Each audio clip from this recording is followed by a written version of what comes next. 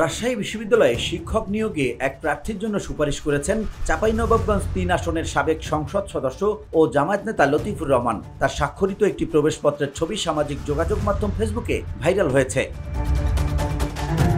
শনিবার রাতে বিশ্ববিদ্যালয়ের উপ-উপাচার্য অধ্যাপক ফরিদউদ্দিন খানের ফেসবুকে আজমিরা আরিফিন নামে এক প্রার্থীর প্রবেশপত্রের ছবি স্টোরি হিসেবে প্রকাশ পেয়েছে। এই প্রবেশপত্রের ওপর রেফারেন্স হিসাবে ইংরেজিতে চাঁপাইনবাবগঞ্জের সাবেক সংসদ সদস্য লতিফুর রহমানের নাম লেখা আছে।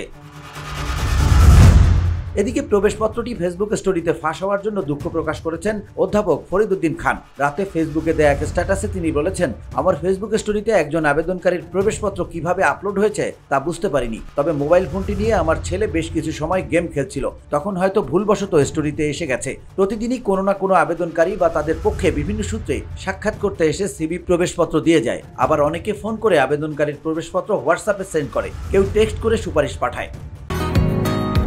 বসুন্ধরা, উত্তরা, বনশ্রী, কুড়িল ও বাড্ডা সহ রাজধানীর বিভিন্ন স্থানে অভিজাত ও অত্যাধুনিক মানের ফ্ল্যাট কেনার এক নির্ভরযোগ্য প্রতিষ্ঠান pleasant properties limited.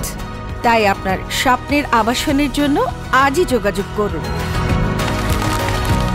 Pleasant properties limited, where destiny matches eventually।